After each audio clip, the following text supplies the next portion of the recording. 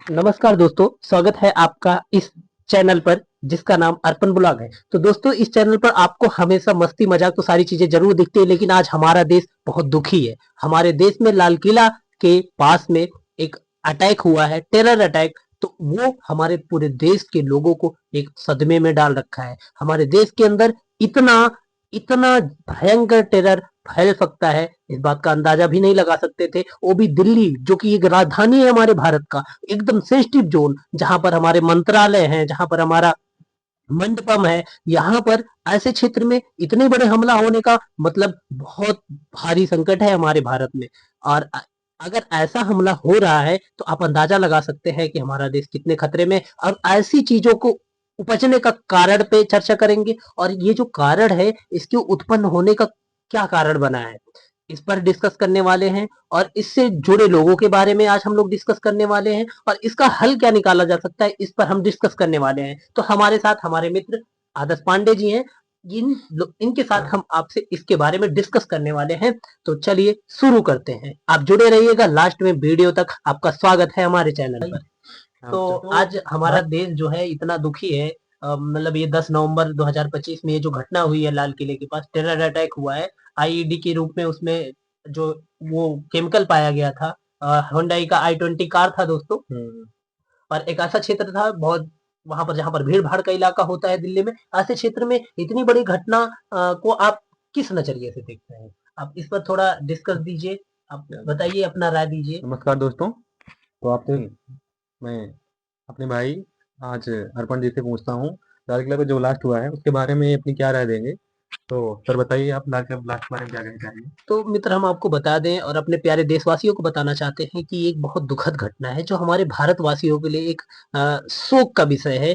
कि हम ऐसे मतलब अपने भारत का इतना सेंसिटिव जोन, जो राजधानी है, राजधानी के अंदर इतना बड़ा घटना होना ये छोटी मोटी बात नहीं है। ये हमारे मस्तिष्क में एक संकट का विषय और हमारे मस्तिष्क में एक संशय उत्पन्न कर सकता है। हमारे पूरे देशवासियों के मन में एक ये विचार जरूर आ रहा होगा कि ऐसी घटना को अंजाम देने वालों का क्या हाल होना चाहिए।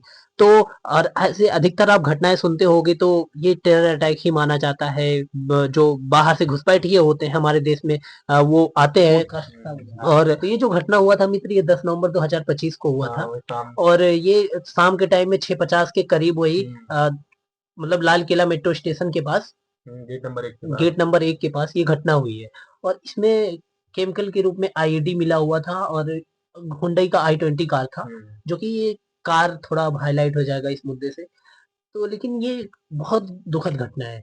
अगर इसके बारे में हम थोड़ा सा डिस्कस करते हैं तो ये अधिकतर जितने भी घटनाएं हमारे भारत में होती हैं, ये भारत हमेशा इस घटनाओं के लिए टारगेट पर रहता है। भारत में आए दिन कहीं ना कहीं 2019 में देख लो, और अभी कुछ दिन पहले ऑपरेशन सिंदूर जिसके लिए लॉन्च हुआ था, पहलगाम में टेरर अटैक हुआ था। तो इसको हम लोग अंजाम टेरर अटैक का ही नाम देते हैं, और अधिकतर ये टेरर अटैक ही होता है। जो अधिकतर अगर हम देखा जाए तो जो बाहर के लोग, जैसे पाकिस्तान से जो टेररिस्ट को बढ़ावा देने वाला कंट्री है, यहाँ से इसका उपजने का कारण होता है। और ये धीरे धीरे अपना नेटवर्क सोशल मीडिया के थ्रू और तमाम जो चीजें होती हैं वहां से ये भारत के अंदर में अपना एक नेटवर्क बनाते हैं, और इस नेटवर्क के थ्रू ये इस चीजों का अंजाम देने का कार्य करते हैं। अगर हम इसको खत्म करना चाहे या फिर इस पर लगाम लगाना चाहे तो हमारे जो जांच एजेंसियां हैं उनको थोड़ा और पुख्ता करना चाहिए। हमारी जांच एजेंसियों को इतना बड़ा घटना होने से पहले इस बात का क्यों नहीं ज्ञात हुआ, इस बात को क्यों नहीं अंदाजा लगा पाए कि वो इतनी बड़ी घटना होने वाली है। ये खुफिया जो एजेंसियां हैं भारत की, इसमें फेल कैसे हो गई। और भी जो अलग अलग जगह पर ये मिला हुआ है, आरडीएक्स मिला हुआ है, तो ये सारी चीजें कहीं ना कहीं फेलियर भी दिखाता है हमारे जो खुफिया एजेंसियां हैं। तो अगर हम बहुत बड़ा आतंकी हमला हाँ, साजिश की ये है। आतंकी हमला का साजिश हमारे भारत में जो हुआ है। 29 लोग ज्यादा आईडी हाँ, अगर इतनी मात्रा में आरडीएक्स मिलना, तो सबसे बड़ी ये हमारे विचार आ सकता है कि ये आ कैसे रहा है। इस पर जो हमारी सरकार है और जो हमारे खुफिया एजेंसी हैं, वो फेलियर कैसे साबित हो रही है। इस पर हमारे जो खुफिया एजेंसी हैं उनको इस पर थोड़ा गहन विचार करना चाहिए। और फिलहाल हमारी जो एजेंसियां हैं वो पूर्णतः प्रयास कर रही हैं, ऐसा नहीं है, कभी कभी चूक हो जाता है, एजेंसियों से भी हो जाता है। जैसे अभी प्रधानमंत्री नरेंद्र मोदी जी बाहर गए थे, उनके खिलाफ भी कुछ साजिश ऐसे सुनने में आ रहा है सोशल मीडिया के थ्रू। ये सारी चीजें का पता जो हमें बाहर से पता चलता है, तो हमारे राह को मजबूत होना चाहिए, जो हमारे देश की खुफिया एजेंसी है उनको मजबूत होना चाहिए इसके लिए। अगर वो मजबूत होंगी तो हमारा देश ज्यादा से ज्यादा सुरक्षित होगा। सुरक्षित रखने में जितना हमारे सैनिकों का सहयोग होता है, हम ना उतना सहयोग होता है, लेकिन उसके पैरेलल मतलब हम सहयोग मान सकते हैं कि जो खुफिया एजेंसी होती है भाई, उनका बहुत बड़ा बिल्कुल। योगदान होता है देश को अरे सुरक्षा में। वो हमारे देश के नागरिक कैसे सुरक्षित हमारी रहेंगे? जैसी खुफिया एजेंसी ना होती तो जो पकड़ा गया है हाँ, आरडीएक्स इतना कैसे हाँ, पकड़ा जाता वो है, तो, बहुत बड़ा हमला हो लेकिन सकता था। थोड़ा सा लेट हो गए हैं, तो इसलिए आप लोग जो हमारे देश के प्यारे नागरिक हैं, इनको भी थोड़ा सा इस पर खुफिया एजेंसी जो है उनको थोड़ा प्रोत्साहित करना चाहिए, मतलब उत्साहवर्धन करना चाहिए कि थोड़ा उनको उत्साहित करें कि वो और अच्छे से काम करें। तो हमारे राजनेता जो हैं गृह मंत्री अमित शाह जी, उन्होंने इस पर तुरंत एक्शन लिया, और हमारे हाँ नरेंद्र मोदी जी भी वहां से भूटान के अपनी यात्रा को छोड़ करके तुरंत आए, और दिल्ली वहां में पे जहां गए पर हैं। घायल लोग उपस्थित थे वहां पर जाकर के उसका जायजा लिया उन्होंने बिल्कुल। बाकायदे। उसके बारे में उन्होंने पूछताछ किया, और दिल्ली सरकार ने भी जो वहां पर घायल लोग हैं या फिर जो मृतक परिवार है उनको मुआवजा देने का आह्वान किया है। 10 लाख रुपए। 10 लाख रुपए, और जो घायल हुए हैं तकरीबन 2 लाख रुपए का उन्होंने अपना तरफ से योगदान देने का काम किया है। फिलहाल क्या जिसकी डेथ हो जा रही है, क्या मृतक वापिस आ सकता है इन सब चीजों से? नहीं आ सकता। हाँ, मानते हैं उनको सांत्वना दे सकते हैं, उसकी कीमत 10 लाख रुपए से नहीं लगाया जा सकता। इसलिए हम उम्मीद करेंगे कि जो जांच एजेंसियां हैं, जो हमारे सरकार है, इस पर थोड़ा सा जरूर चर्चा और डिस्कस करेगा, और अपने थोड़ा सा और डिटेल में इसके बारे में निकालेगा। तो ये बताओ भाई, कुछ इसके बारे में बताओ, इस पे कौन कौन लोग शामिल थे इस साजिश में, क्या क्या चीजें, और इसमें बोलते हैं कि जो हाँ, आतंकवादी होते हैं इनका हाँ, कोई धर्म नहीं होता है, हाँ, लेकिन इनका मजहब जरूर होता है। हाँ, और आतंकवादी जो आतंकवादी बनते हैं हाँ, तो कहते हैं अपनी गरीबी की वजह से ये कोई रीजन होता है तब हाँ, बनते हैं। हाँ, लेकिन जितने आतंकवादी पकड़े गए हैं 12 आतंकवादी अब तक गिरफ्तार हुए हैं, हाँ, जिसमें से 6 आतंकवादी हैं जो डॉक्टर हैं जिन्होंने एमबीबीएस किया है। ऐसा नहीं उनके हाँ, पास नॉलेज की कमी है, हाँ, लैक ऑफ नॉलेज नहीं है, बहुत हम्म, नॉलेज है, लेकिन उसके बाद भी ये लोग कर रहे हैं। इसके हाँ, पीछे बहुत बड़ी साजिश है, जो अभी आगे भी कुछ ऐसा हो सकता है। ऐसा नहीं हम्म, कि उनके पास नॉलेज कमी नहीं थी, हाँ। तो उसके लिए समझना पड़ेगा।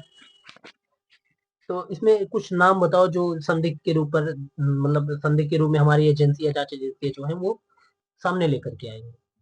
मतलब जो लोग अभी 6 लोग गिरफ्तार हैं हाँ, उसमें डॉक्टर मुजम्मिल शकील हैं, हाँ, डॉक्टर शाहीन बानो, हाँ, जिसको मतलब लेडीज कमांडर के हाँ, रूप में उसको पूरा सौंपा गया था जिम्मा भारत में आतंकवाद फैलाने के लिए। हाँ, और भी हैं कुछ लोग, कौन है, देखो, डॉक्टर आदिल अहमद है, हाँ, डॉक्टर सज्जाद अहमद है, हाँ।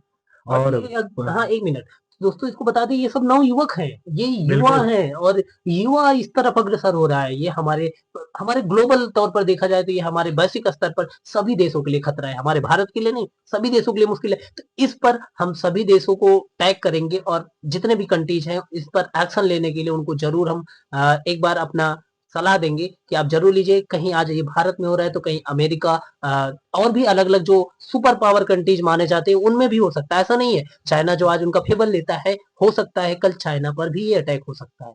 तो चाइना से रिक्वेस्ट है कि वो प्लीज ऐसी चीजों को प्रोत्साहित करने का काम ना करे, है ना दोस्त?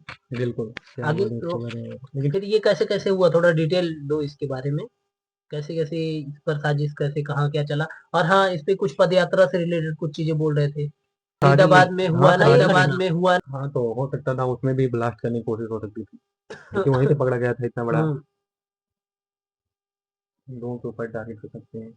हो सकता था पदयात्रा ही टारगेट पर रहा हो, ऐसी हम्म। चीजें लोग सोच रहे हैं। तो अगर सोचिए, इतने पदयात्रा में लोग शामिल थे, अगर वहां पर ऐसा कुछ हो जाता तो आज कितनी बड़ी दुर्घटना हो सकती थी। तो फिलहाल ऐसा हम लोग भाग्यशाली हैं, ऐसा हाँ कुछ नहीं हुआ। लेकिन अगर इतनी बड़ी मात्रा में इतनी बड़ी घटना हो रही है तो फिर कहीं पर भी हो सकता है। तो इसलिए हम देखो एक विनती करेंगे अपने गवर्नमेंट से या अपने जांच एजेंसी से, प्लीज इस पर थोड़ा और निगरानी रखने की जरूरत है। बिल्कुल। हाँ अलर्ट रहना बहुत जरूरी है। तो हमारे इस छोटे से वीडियो में आपका धन्यवाद। आप अगर बने रहेंगे तो हम आगे आपके लिए ऐसे और सारी वीडियोज लेकर के आएंगे जो टिकटॉक पे बड़ा आपको बनाया था। इस जानकारी में इजाफा करेगा। पहले यहाँ से निकले सुबह 7 साढ़े 7 बजे फरीदाबाद के एयरपोर्ट हॉस्पिटल से। तो दोस्तों हम आपको बता दें, जिस कार में धमाका हुआ उसका 11 घंटे का रूट मैप क्या था। सुबह 7 बजे, 7:30 बजे फरीदाबाद के एशियन अस्पताल के बाहर, फिर सुबह 8:13 पर बदरपुर टोल से दिल्ली में दाखिल, फिर सुबह 8:20 बजे ओखला इंडस्ट्रियल एरिया के पास एक पेट्रोल पंप के पास, फिर दोपहर 3:19 बजे लाल किला परिसर के पास सुनहरी मस्जिद पार्किंग में दाखिल, फिर उसके बाद शाम को 6:28 बजे पार्किंग से बाहर निकली और मेट्रो स्टेशन के गेट नंबर 1 की ओर कार गई। तो ये इसका credit Dainik Bhaskar news channel को जाता है, जहां से मैं चीजें बताया अभी थोड़ा सा क्लिप। तो उसके बाद फिर ब्लास्ट होने के बाद पीएम मोदी ने घायलों से मुलाकात किया और घायलों से मुलाकात करके उनसे चीजें पूछी और वो भूटान के दौरे से वापस लौट करके आए थे जहां पर वो गए। फिर जो आरोपी डॉक्टर आदिल था उसके 17 अक्टूबर को विवादित पोस्टर भी लगाए थे उसने। हाँ, तो दोस्तों धन्यवाद आपको इस चैनल के साथ जुड़े रहने के लिए। मिलते हैं नेक्स्ट किसी ऐसे सेंसिटिव वीडियो के साथ। फिलहाल ऐसे सेंसिटिव मुद्दे हमारे भारत में कि कभी ना हो, इसका हम अपनी तरफ से उम्मीद करते हैं।